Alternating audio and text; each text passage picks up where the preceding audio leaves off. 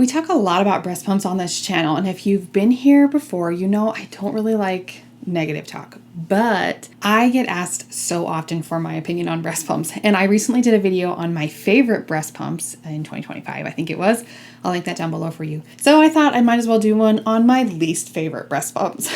I wouldn't say I hate these pumps, but these are the ones that I almost never recommend. I'll also tell you why and show you a little data too, so it's gonna be fun. I, of course, have my opinion minion here with me, since this video is largely my professional opinion. And I've been testing breast pumps for over 5 years now with a custom built device, which allows us to gather real data on these pumps so we can compare and understand them. So he's gonna hang out with me to remind us that these are just my opinions. Do with them what you will. We have a lot of our full data on all these breast pumps that we've tested. I think we're over 100 now, but it's kind of crazy.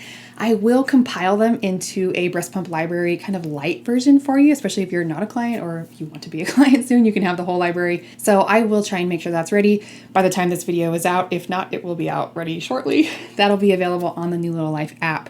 And that'll be a fun place to kind of explore some data on breast pumps. Just a note, if you have one of these pumps that I'm about to say is not my favorite, if it's working for you, don't feel bad at all. Just because it's on the bottom of my list, if it's working for you, that's really all that matters, okay? No need for FOMO or to go buy a new pump if it's not necessary. If it's not working well or you're struggling, well, maybe this is why. Okay, let's dive in. Wait. Are you subscribed yet? If you'll be pumping, you definitely should. That is our main focus here on the channel. Okay, first one on my list is the Spectra Dual Compact. I really want to love this pump, okay? But I hate the cycle speeds and the suction pattern on it, okay? In stimulation mode, it goes up to 106, which is what it's set at, which is actually a really fast and good speed. I actually really like that. In expression mode though, you get one option and it is super slow. It's like 26 cycles per minute if I remember right. And the suction pattern is really short bursts, okay? I'll put a graph up here so you can kind of see that. But it's really abrupt and your nipple isn't actually under suction for very long, which I don't love. This is a dual motor pump, okay? And its larger partner, the Spectra Synergy Gold, is actually one of my favorites. It's really unfortunate that the smaller, more portable version of that just kind of missed the mark. Okay, the next one for me is the MomCozy M5. And I actually don't hate many pumps, but this one I actually might, like with a capital H.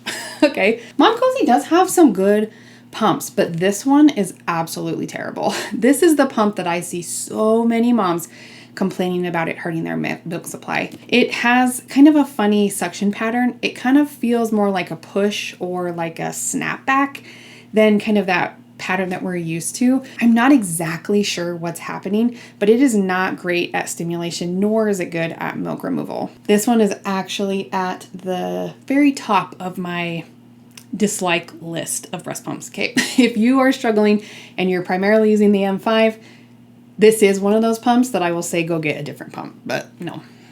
Okay, this next one is sad too, because if you've been on this channel before, you'll know how much I loved the Genie Advanced from Pumpables. It's one of my favorite portable pumps. I really love it. I recommend it a lot. Its bigger version, the Super Genie, is not one that I recommend very often. I don't really like the suction pattern that it has, and I'll put a graph up here for you too so you can see it. I can't really put my finger on it, but I just don't love the feel of it. It's a little short, a little snappy. It doesn't kind of come down nicely at the end. I don't know. It just doesn't feel great. I want to love it because it has a ton of setting options, lots of cycle speeds, lots of vacuum settings. It's programmable. I don't know, but for some reason, I find myself just not recommending this pump very often. If you've tried that one, please tell me what you think of it, because like it actually kind of makes me sad because I really want to love it. But have you tried it? Do you like it? Tell me what you think. Okay, this next one is probably not a surprise to you. It's been on the market for a few years and it's pretty widely disliked by lactation consultants and mothers everywhere. This is the Medela Pump and Style Max Flow. Medela pumps over the last few years actually have been mostly a miss for me and for moms, which is really unfortunate. I do love the Symphony and it's still like a really, really excellent pump. I also really liked the Sonata that was really comparable to the Spectra. I have no idea why they discontinued that in the US because it was definitely one of their best personal pumps. So not awesome. The Medela Pump and Style Max Flow is not similar at all to their original Pump and Style, the big square one, okay? In fact, I think I have another video talking about these two, and because they're both called the Pump and Style, this one's just called the Max Flow, right? This one was a solid pump. It was the only one of the only ones on the market for quite a while. It was actually the one that I used when I went back to work for my first time, like 11 years ago. But this one's called the same thing, but it's not similar at all. This one has a really aggressive vibration pattern, and they marketed it that way of like, hey, it's got micro vibration, but it's really aggressive, almost like shark teeth. I'll put a graph up here for you too. So it just doesn't feel good. It also doesn't have any indicators on what level you're on, so you're kind of left guessing. I think the idea here is that moms would use it more intuitively without stressing the numbers and things like that, but it's annoying. Okay, a really good idea on paper. I would love to see you worrying less about the numbers and more just doing what feels good, but it's obnoxious. It also doesn't have great maximum suction, so this pump is really easy to max out the suction on. And since you can't see what level you're on, you're kind of just left like pushing the buttons, and sometimes nothing's happening. It's because you're at the maximum suction level. The flange kit that it comes with also doesn't help, so that's kind of annoying. It used to start in the middle of the suction level, so it would start on like suction level 4 out of 8 or something. They might have changed that with an update, but it was very odd to me that you would start in the middle always and not at the bottom, and probably a reason that a lot of moms were maxing out the suction because you're starting in the middle. I don't know. Weird, but this one's not a surprise. I have yet to meet someone who is like, I love this pump. Okay, this next one is a wearable pump, all right? And this was one of the only pumps on the market for several years. I remember doing many videos many years ago when I first got into this space comparing the Willow and the LV, right? Because that was kind of it for options in wearable pumps. Since more have come to market, this Willow, it's called the Willow 360 now. It used to be the Willow 3.0, Willow 2.0, 1.0, whatever. They rebranded it, even though it's exactly the same. It has quickly dropped to the bottom of my list since we've had a lot more newer pumps, wearable pumps come to the market. The constant suction on this pump, I'll put a graph up here for you so you can see. So it's going to pull in suction and then keep it there and just kind of do the natural flow with that suction maintained, is really difficult to get right, okay? And at the price point, it's still like a $500 pump. It's just, in my opinion, not worth the hassle. The only reason that I ever recommend this pump is if you 100% need a leak-proof experience, because this is the only pump that can do that, right? It's got the little bags that you pump into. Nearly nobody needs that though. And even then, if you think you do, is it worth troubleshooting it to get this pump to work right for you?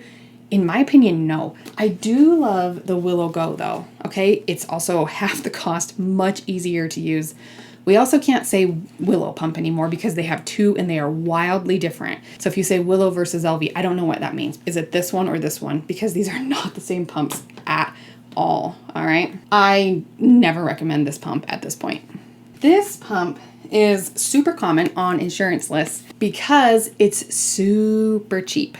Okay, unfortunately, it's super cheap for a reason. It doesn't have great suction capabilities and it is not very durable. Many moms have this pump though, and oftentimes it's the only option. It's through their insurance or they're on a tight budget, which is kind of unfortunate to me. Nothing too exciting here. It's just really lackluster. It just doesn't have a ton of suction, doesn't do a great job. You don't always need more and more suction, but this one is lacking even in some of the basic functionality. If this is your only option though, I think we have another video on the channel talking about it and how to kind of maximize it if it's what you got. So don't feel bad, but if you're struggling and this is your pump, it might be why. All right, this next one has baffled me more than once, okay? The Ameda Mya. Now it's like the Ameda Mya Joy or Ameda Mya Joy Plus. I don't know, they keep kind of rebranding it. So when I first tested it a few years ago, the suction levels were so low. Like it was very disappointing. And not everything is about high suction. There's another video on that where we're talking about more is not always better. But I was hearing bad reviews as well, so it was just kind of like an for me. Again, another cheap pump, really common on insurance lists, okay? I got a new one a couple years after that, and it had better suction, although I still was not hearing good things. The flange kit for this pump is also one of my least favorite on the market. It is ugly and very temperamental.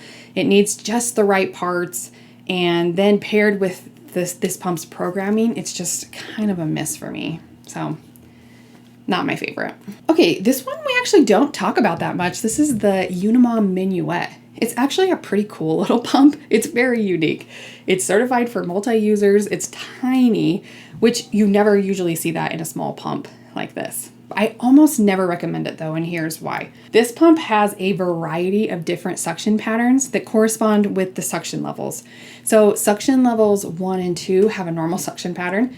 Levels 3 and 4 have a different pattern. Levels 5 and 6 have an even different one again, and so on. So it really was kind of like an experimental pump. Even the company will kind of probably say that. So while it's fun, it's not super practical for pumping, all right? I will see if I can find a link to the user manual to put down below for you so you can see some examples of those different patterns on it. It's kind of cool, but not usually one that I recommend just because it is kind of all over the place. It's fun to experiment with. If you're a lactation consultant and you want to like fill a few different patterns or like play around, this is multi-user, so you can put it in your bag and like use it with different clients with a different flange kit each time. I don't know, that could be fun, but I almost never recommend it to moms, even though it's unique. There's a couple down here at the bottom that I want to talk about. Oh, looks like there were several in that little bucket. Not all of them were on my list, but I'm going to talk about all of them, okay? The Motif twist is not one that I love. I tore this one apart once, and now there's a loose something in it, so that's not normal. That was probably me, but it's got kind of a twist style. The suction's a little lackluster, probably just a personal preference thing. It is a really cheap pump, again, so you'll see it on a lot of lists, but the suction, I don't know, it's just kind of near the bottom of my list. I also don't love the Motif 2.0. Don't recommend that very often. Again, suction is just not where it needs to be. It is one of the cheaper pumps, so again, sometimes it's not all about money. You don't have to spend a ton of money on a breast pump, but sometimes you get what you pay for. I also am not really recommending the Motif Luna much anymore either, which is kind of sad. It used to be very comparable to the Spectra, but a better size, had some extra cycle speeds, which was awesome. And then they took away the vibration pattern and just made it normal and reduced the suction. I don't know. I really hated that change that they made. And so I honestly almost never recommend this pump very often, although sometimes it is the best pump on the list. In my Facebook group, sometimes people will post the list of pumps available from their insurance, and sometimes it's like picking from all of these pumps on this list, like the bottom of the barrel. So sometimes the Luna Motif actually is the best option in cases like that. But if we have like other options, this is not a pump none of those three from Motif, unfortunately, would be pumps that I would probably go out and buy. Although I do have a couple new Motif pumps that are a Glow and another one, I can't remember the name, under my desk to be tested. So I'm interested to see if some of their newer model pumps hold up a little bit better. Maybe that would be interesting. Okay, the Babyation is also on the list, and this is a classic example of a great idea that just did not work out. Okay, I love the idea of having a breast pump with working moms in mind, especially since that's who we primarily serve in our long-term coaching program, right? This was designed to have everything all in one. You have tubes that hook to these flanges that go right in the bra, okay, so they're not sticking out. The tubing comes all the way down here, and you're pumping directly into the bottles. There's milk storage right in there as well. Here's the tubing right here. Everything cleans up and is just in like this beautiful little case that doesn't even look like a pump. But yeah, it didn't quite hold up, okay? So you do have to, let me grab this tubing out.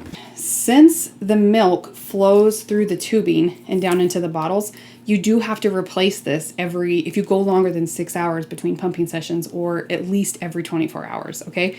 So you're buying a lot of tubing. It gets pretty wasteful pretty quickly, all right? So that's a major downside. I also don't really love the flange kit, although it's pretty cool. Like you literally just like stick it in your bra so you don't have to have your nipples out and things like that. It has more of like it doesn't have kind of that traditional pulling the nipple suction. It's a lot more compression, and I don't know. I don't love how tightly it sits against the breast, or that it doesn't have the stimulation that I like to see, or that I know will maintain a good milk supply and empty the breasts well, if that makes sense. So really cool idea. just kind of a miss for me. It was developed by some engineer moms, which is super cool. Like, please keep innovating. Please keep making cool technology to try and solve problems, especially for working moms, because it's just hard. But yeah, I never recommend this pump just because it didn't hold up quite like we were hoping. Okay, another pump. We're getting close to the end, okay? If you're still hanging around, thanks for sticking around here. Another pump that is just kind of on a miss list for me is the Annabella. I'm actually going to turn this one on and show you what it does because it's pretty interesting, all right? This was kind of another good idea fairy pump for me that would just, I'm not sure how well it panned out, okay? Again, I love seeing new innovation and new technology. And this company does do some pretty heavy marketing, which kind of makes you feel like it's a long lost secret to milk removal. But yeah, I don't know. So here's an example of what the Annabella pump does. Okay, so first of all, you can turn on the suction. It's just kind of like normal suction. But then it also has this tongue movement. So you turn it on and this tongue is kind of pushing at the breast, underneath the nipple, more on the areola and underneath the breast, kind of going in like a circular motion. The idea here was that it was supposed to simulate an infant's tongue at the breast, which in a tongue of the baby is really important to breastfeeding, to latching and all of these things. So I totally get that. But now you have suction going in and out like traditional and this wheel going underneath. And if you have that on both sides, it's just a lot going on. Okay. So while it's pretty cool, I'm not sure how it plays out in real life. The one size fits all flange thing isn't my favorite. You kind of adjust the size here and it kind of makes it smaller. I don't know, kind of interesting. It's also really thick here, so it's really hard to put in a pumping bra, okay? So they actually do make a double-sided pumping one now instead of the single-sided that they had for a while. So that's helpful, but again, it's very heavy, very thick. And again, it's a lot of everything going on at once. So make sure you're not sensitive to sensations or that you're easily overwhelmed because this pump is just like a lot going on at one time. And then lastly, if I can be honest, on the list of pumps I almost never recommend are literally all wearable pumps. Okay, and I really, really want wearable pumps to be the answer to our pumping problems, especially for working moms. Like, my heart is with you guys, but there are so many things about them that make them tricky. Now, I do have many clients that we're working with where we help them get their wearable output as close to their traditional pump as possible because it's really the only option for them. And we specialize in this, right? This is what me and my team do. So we can usually get it working pretty well as part of their pumping plan. But man, to do it on your own, I just don't even know how you guys are making it work. Like, wearable pumps have so many unique challenges that come with them. I won't go on my soapbox here, okay? I think I have another video on wearable pumps where I dive into that. But really, it's not very often that I recommend trusting your milk supply with a wearable pump only. If it's a secondary pump and part of like a larger plan and you're really confident in how to pump and what works best for you, and you're using this kind of in conjunction, then it's awesome. But almost never as the only option is a wearable pump something that I recommend, no matter how awesome it is. Okay, there you go. Tell me, do you agree? Did I forget one that you don't like? Did I mention one that you actually love? Let's chat about it in the comments. Again, this is just my opinion, so you can take it or leave it. I have tried a lot of pumps though, so we've got even more waiting to be tried. Oh, so many. I will make sure that that breast pump library is available for you. If not right now, then very, very soon. Okay, so you can find some awesome information on all the pumps that we've tested, which I think is over 100 at this point. All of our courses and things are on that new Little Life app too. All right, good luck to you and happy pumping.